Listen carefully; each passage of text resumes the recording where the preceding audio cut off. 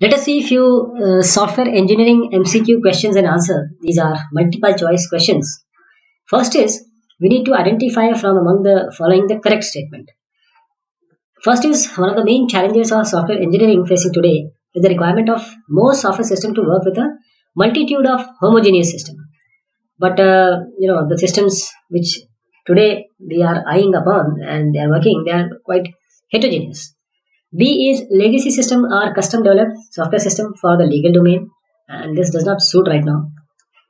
C is software does not wear out in the traditional sense of the term, but software does tend to deteriorate as it evolves. C seems to be promising. D is since software is essentially intangible, it is relatively easy to manage software projects, and this is not true. Just like any other field of engineering, software also needs quite a lot of effort. E is with the advent of component based software assembly, we find that only less than 20% of today's software is still custom built.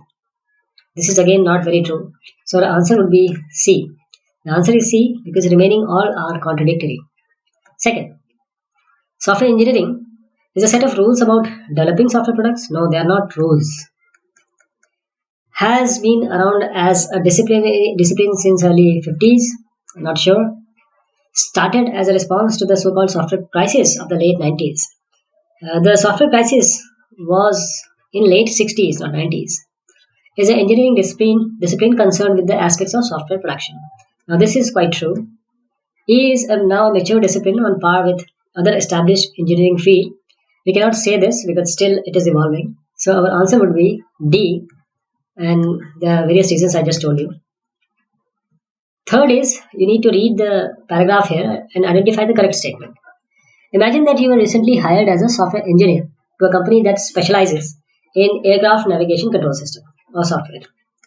While orientating yourself to the company's work practices, you observe that they, in fact, do not conduct few tests that they should in order to comply with the relevant safety standard.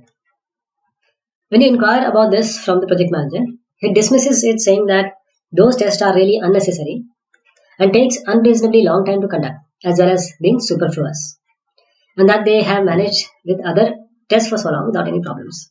So, need to after this paragraph, we need to see which of these statements are correct.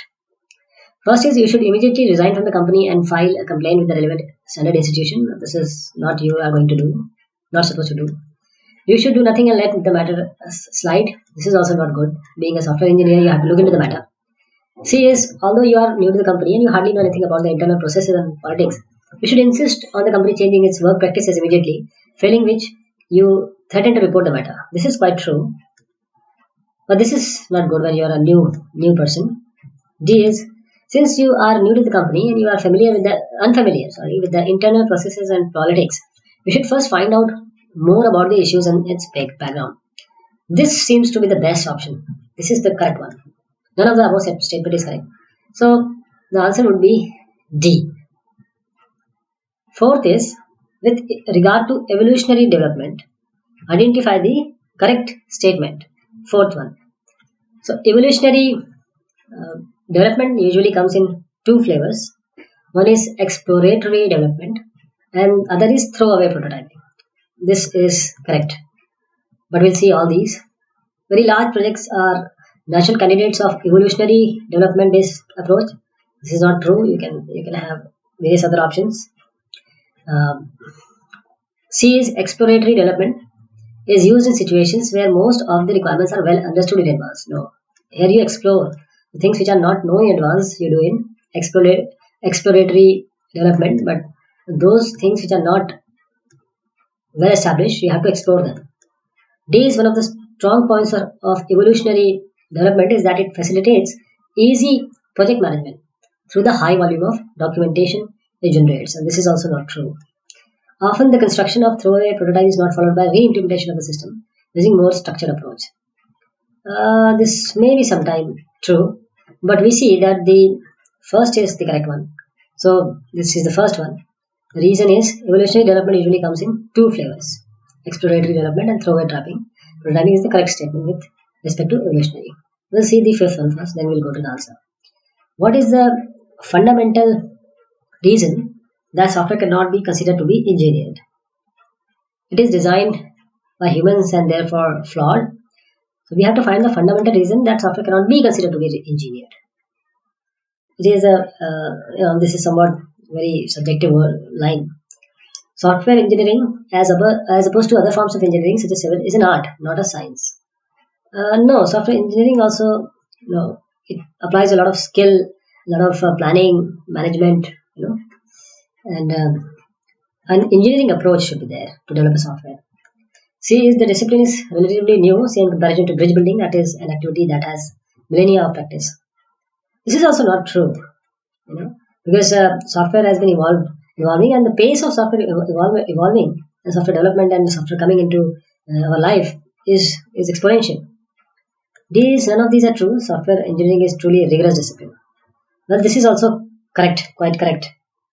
The complexity of a system and their interaction continues faster than we understand it.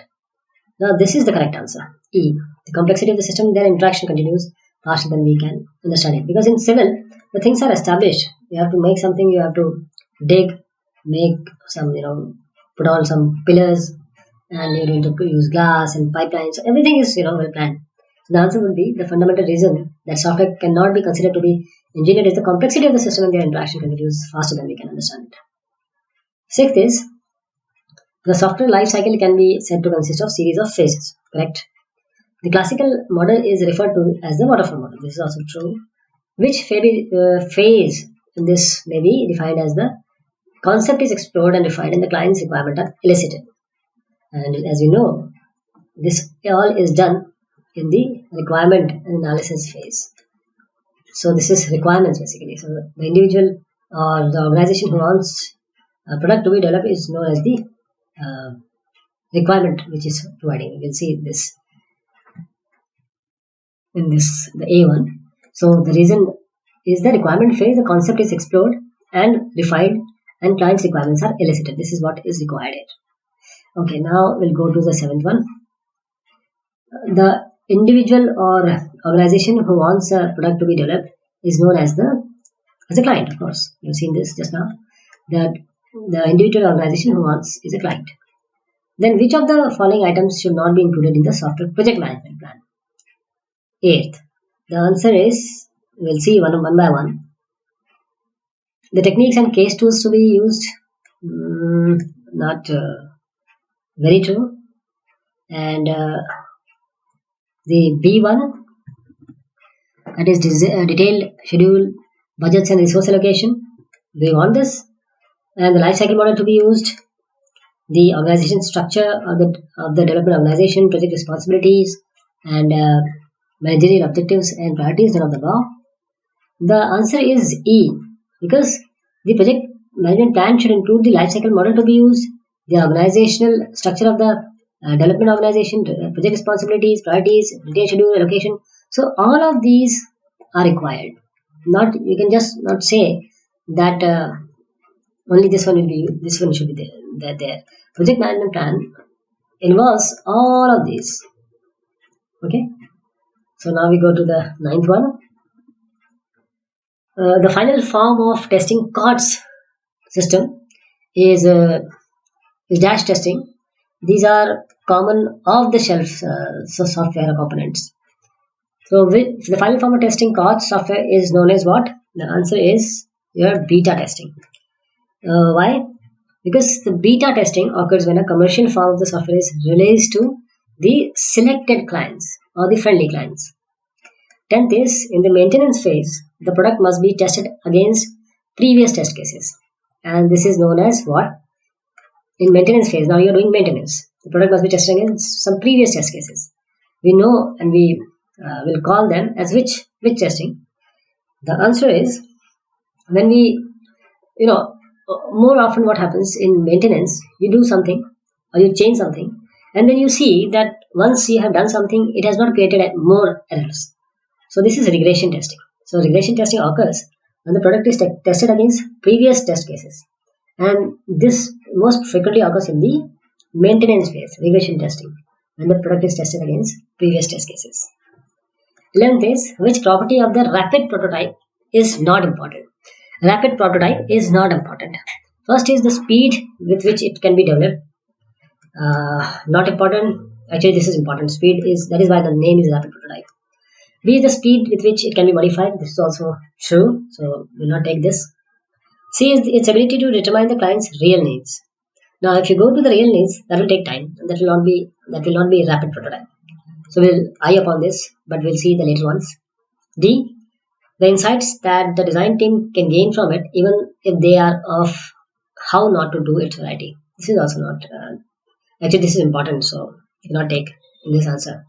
Its internal structure. Again, if you this is internal structure is not known, then the rapid prototype, how will you start? So the answer would be C.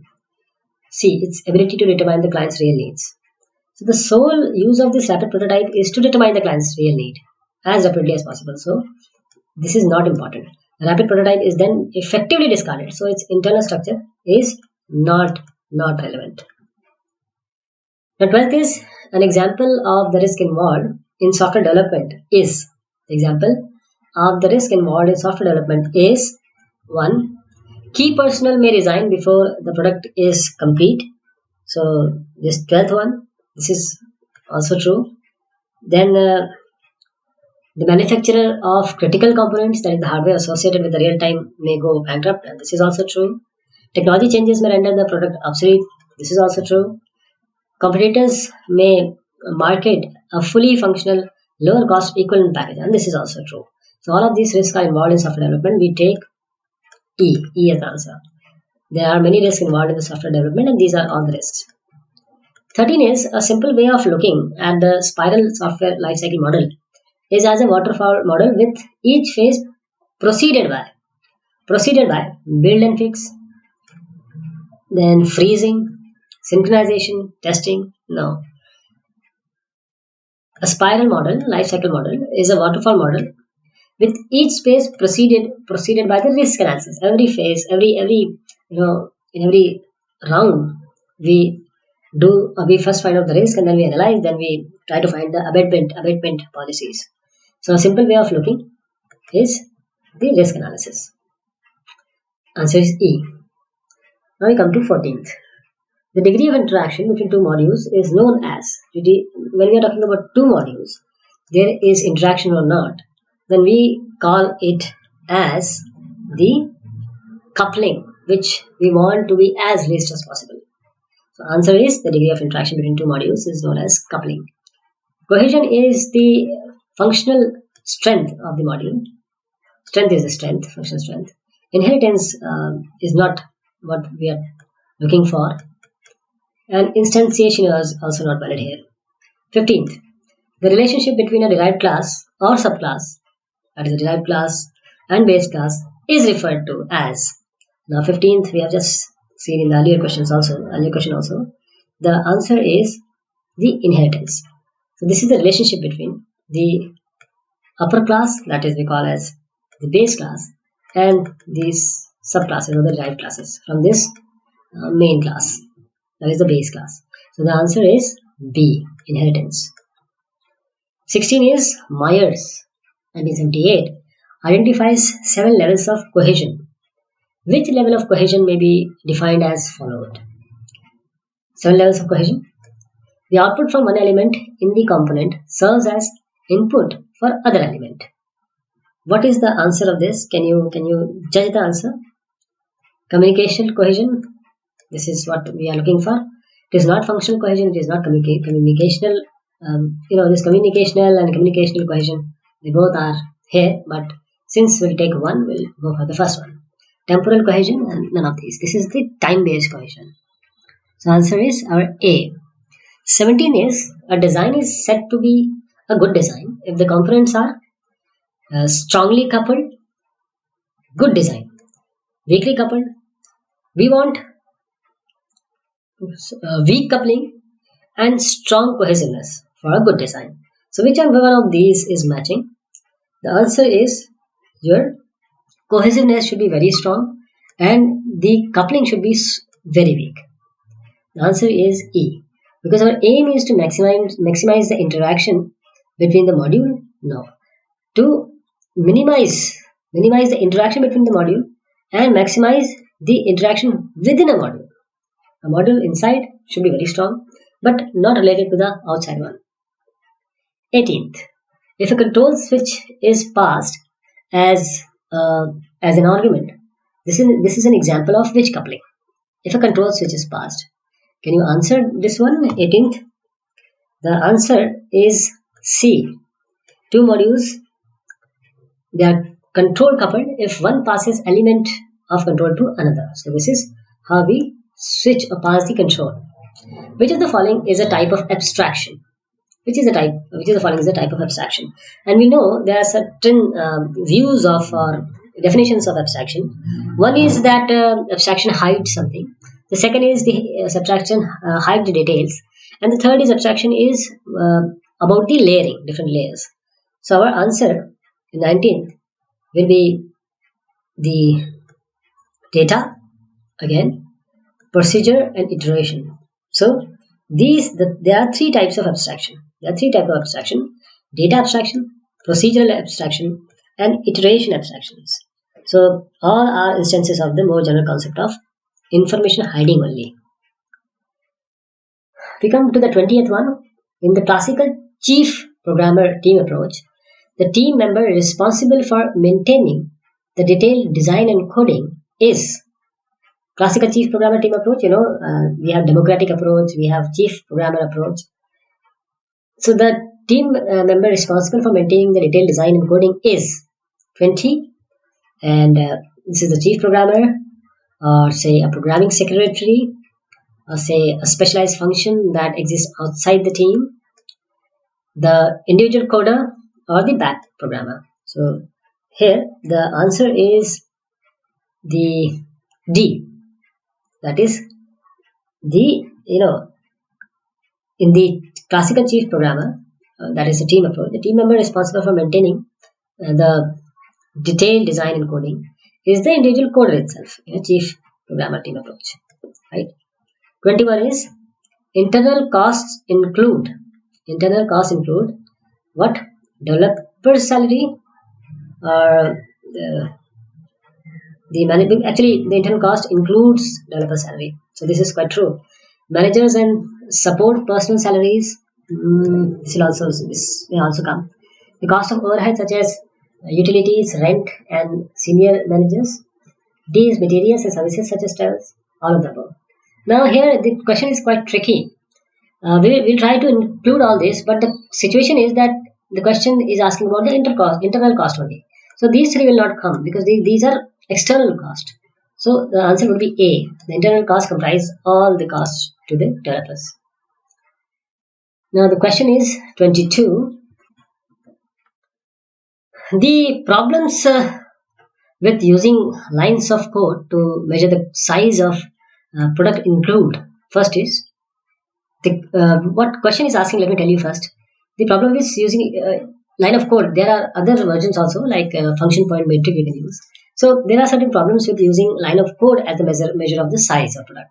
So first is the creation of source code is only part of development effort. This is what they are saying. But this will not matter much. The LOC, KLOC line of code will differ between languages and cannot be measured from some languages. It is different between languages, but it is not true that it cannot be measured for some language.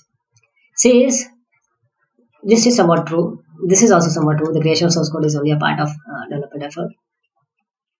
Then we come to should comments, data definition, etc. that is non-executable LOC be included as well. This is also a concern. Maybe comments are not taken, but data definitions can be taken. Then the final KLOC can only be determined once the product is delivered. This is correct. This is absolutely correct. So we see that the answer would be E, all of the above. The reason is there are many problems with using the line of code to measure the size of product, as you can see here. 23rd is software science bases its estimation of the size of the product on files, flows, and processes. The second is line of code, or KLOC, function points, operands, and operators. And the E version, that is, this is A, this is B, the C is function points, or D is operands and operator, E is feature points. So which of this is true? 23. We are talking about Software science, please understand we are talking about software science. The answer is D, because software science, which is actually the Halstead version, is the estimation of the size of the product on the number of operands and operators.